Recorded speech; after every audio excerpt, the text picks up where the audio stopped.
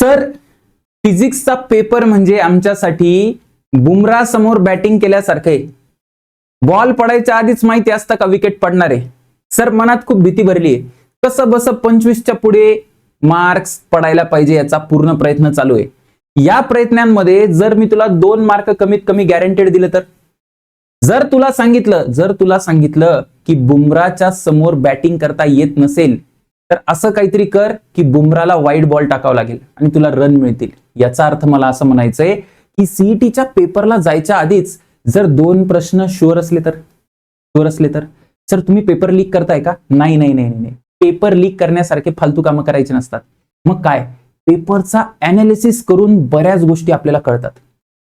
Paper analysis is not only about solving the questions. फक्त प्रश्न सोडवत चाललो नाही, काहीतरी पॅटर्न आहे जे एक्झामिनर रिपीट करतोय सारखं आपल्याला त्याच्याकडे लक्ष द्यायचंय. कारण तिथून व्हेरी हाय प्रोबॅबिलिटी बनते की क्वेश्चन परीक्षेत येणार म्हणजे येणार. लेटेस्ट अनालाइज आणि PYQ मधून तुम्हाला अत्यंत महत्वाचा पॅटर्न मी तुम्हाला सांगणार आहे. सगळ्यात पहिला मुद्दा माझा आहे की CET repeats the question as it is. तर हे आम्हाला माहिती आहे. येस तुला माहिती आहे, पण तुला अजून भरपूर गोष्ट सांगणार आहे. सगळ्यात पहिले बेटा आपल्याकडे 2025, 2024 ठीक आहे, त्याच्यानंतर 2023, 2022 हे असे वेगवेगळे वर्ष आहेत. 2021 ला जाऊ शकता, 2020 ला जाऊ शकता, राईट. आता माझी परीक्षा कधी आहे? सर माझी परीक्षा आहे 2026 ला, राईट. ओके, तुमच्यासाठी जो प्रश्न रिपीट होणार आहे सीईटी मध्ये तो प्रश्न सगळ्यात जास्त प्रोबॅबिलिटी कुठून रिपीट व्हायची? सर प्रोबॅबिलिटी आहे 2025 मधून. का? कारण हा रिसेंट इयर आहे, सीईटीचा रिसेंट इयर आहे. याच्या जस्ट मागच्या वर्षातून सगळ्यात जास्त प्रश्न सीईटी विचारते. This is the number 1 priority. Yes sir आम्हाला माहिती आहे. त्याच्यानंतर बेटा हे नंबर 2 आहे, मग हे नंबर 3 आहे. म्हणून आपण म्हणतो की 2025 ला जास्त फोकस करा, 1 वर्ष फोकस करा. 3 वर्ष केलं पाहिजे आयडियली, पण जर आता वेळ कमी पुरत असेल तर 1 वर्ष PYQ करा. बरं इतकंच नाही, अजून तुम्हाला डेप्थ मध्ये अनालिसिस करून सांगतो. सीईटीची एक सवय, सगळ्यात पहिले बघा, हे तर याचा प्रूफ आहे. बऱ्याच विद्यार्थ्यांना वाटतं की सीईटी मध्ये प्रश्न रिपीट होत नाही. हे डायरेक्ट प्रूफ आहे बेटा. बघा 2024 चा ऍज इट इज आलाय, हे ऍज इट इज आलंय, हे ऍज इट इज आले. करंट मधून हा प्रश्न आहे, हा हीट मधून प्रश्न आहे. This is also as it is. हा कशातून सर? हा साऊंड मधून प्रश्न आहे, ठीक आहे ना, साऊंड मधून, सुपरपोजिशन ऑफ वेव्हज मधून.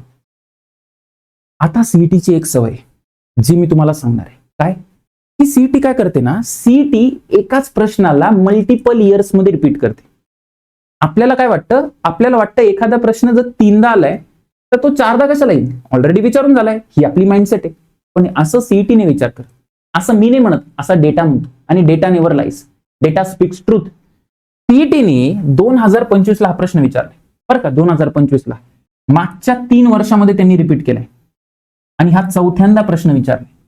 बघा इकडे लक्ष द्या, हा 1 आणि हे किती सर? 3, 4 वेळा रिपीट झाले. हा 4 वेळा रिपीट झालाय बेटा, हा सुद्धा 4 वेळा रिपीट झालाय. आणि तुम्हाला अजून एक गंमत सांगतो, या प्रश्नाला जर तुम्ही सॉल्व्ह करायला जाल ना, थोडासा वेळ लागेल तुम्हाला सॉल्व्ह करायला. तर फॉर्म्युला रिकॉल कराल, क्वेश्चन मध्ये सबस्टिट्यूशन करा. एवढं करण्यापेक्षा जर मला आधीच माहिती असतं की सीईटी असा गेम करते तर हा प्रश्न मी करून गेलो असतो. पण सर असे सगळे प्रश्न करायचे का? नाही. मी काय म्हणतोय, 4 वेळा रिपीट होणारे प्रश्न किंवा 3 वेळा रिपीट होणारे प्रश्न असे किती असणार एका चॅप्टर मधून? जर आपण त्या प्रश्नांना प्रायोरिटी दिली किंवा PYQ सॉल्व्ह करताना त्याला डोक्यात ठेवलं तर आपल्याला त्या प्रश्नांचे आन्सर लक्षात राहू शकतात आणि असे प्रश्न एक्झामला येतील. बरं तुम्हाला अजून ऍडव्हान्स पॉईंट सांगतो. सर 4दा सीईटी रिपीट करते सर, त्याच्यापेक्षा काय जास्त रिपीट करणार आहे? बेटा सीईटी तुझ्या खूप पुढे, तुला जेवढं वाटतं ना त्याच्यापेक्षा सीईटी पुढे.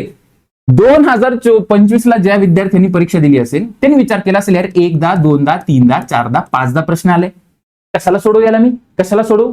अरे 5दा आलाय ना, याचा अर्थ त्या प्रश्नामध्ये काहीतरी खासियत आहे म्हणून तो 6व्यांदा विचारलाय. This is the 6th time repeat, 6th time. 6व्यांदा हा प्रश्न फोटो इलेक्ट्रिक मधून सीईटीने विचारलाय. याला विदाऊट कॅल्क्युलेशन तुम्ही सॉल्व्ह करू शकता, कारण तुम्ही आधीच सॉल्व्ह केलेला असाल हा प्रश्न. का सर? कारण पूर्ण फिजिक्स मध्ये असे PYQ अनालिसिस तुम्ही केला तर पूर्ण फिजिक्स मध्ये असे खूप कमी प्रश्न आहेत जे 5 टाइम्स रिपीट झालेत. आज 25 ला 6व्यांदा विचारलाय, राईट. म्हणजे जर असे आपण 30 प्रश्न काढले पूर्ण फिजिक्स मध्ये जे 5 टाइम रिपीट झाले आणि त्याच्यामधून जर एक प्रश्न आला तर चांदीच चांदी बेटा, चांदीच चांदी.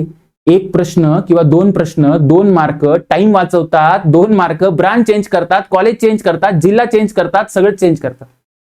R you getting it? बघा हा प्रश्न बघा. हा प्रश्न कुठे नाही सर? थर्मोडायनेमिक्स म्हणून किती वेळा? 1 2 3 4 5 5 वेळा रिपीट झालाय. तर हा प्रश्न 1 2 3 4 5 6.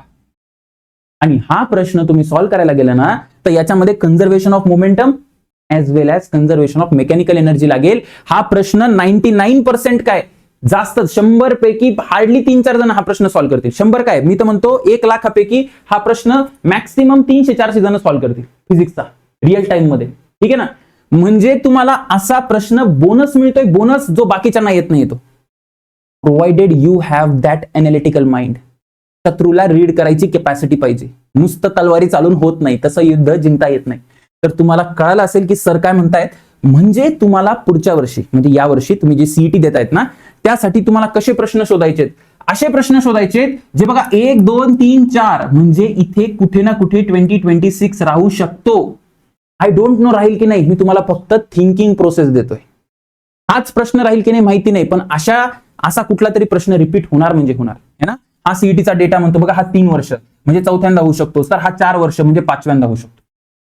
R you getting it? Are you getting it? Yes sir, मला कळतंय तुम्ही काय म्हणताय. आता माझ्या डोक्यात बसायला लागलं. आणि अजून एक गोष्ट अशी की जर एखादा प्रश्न 5 टाइम रिपीट झालाय, 5 टाइम रिपीट झालाय सर, किंवा 4 टाइम रिपीट झालाय, सपोज 4 टाइम रिपीट झालाय आणि त्यांनी त्याचं तोंड दाखवलंय 2025 ला पण, म्हणजे 4 टाइम रिपीट वाली तर त्याची गॅरंटी आहे आणि तो मागच्या वर्षी पण आलाय म्हणजे रिसेंट इयर आहे, तर त्याच्याकडे 2 फॅक्टर आहेत, पॉवरफुल फॅक्टर आहे की तो या परीक्षेत येऊ शकतो 2026 ला.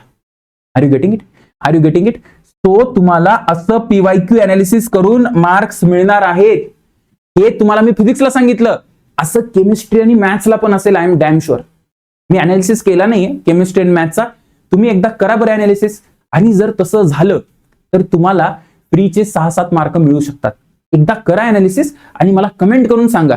आणि जर तुम्हाला वाटत असेल की सर हे जे तुम्ही बोलले ना 4-4 वेळा 5-5 वेळा, सर आमच्याकडे तेवढा वेळ नाही हो एवढे प्रश्न सगळे काढून एवढं सॉल्व्ह करायला, आपण एखादा व्हिडिओ बनवा सर, प्लीज तुम्ही याच्यावर एक व्हिडिओ बनवा. जर तुम्हाला असं वाटत असेल तर खाली तुम्ही कमेंट करा रिपीट म्हणून कमेंट करा. म्हणजे मी अशा एका रिपीटेड क्वेश्चन्सचा, मोस्ट प्रोबेबल क्वेश्चन्सचा एक व्हिडिओ बनवतो, म्हणजे तुमचे मार्क्स वाढतील. थेंबा थेंबानी समुद्र बनतं सर, एक मार्काला इथे आपण काय म्हणतात कॉम्पिटिशन आहे, म्हणून अशा गोष्टी आल्याच पाहिजे. आणि विथ टाइम मी तुम्हाला जेवढं जमेल तेवढं माझ्याकडून देत राहील. अभ्यास करत राहा बेटा. All the best. This is not shortcut, this is analytical hard work.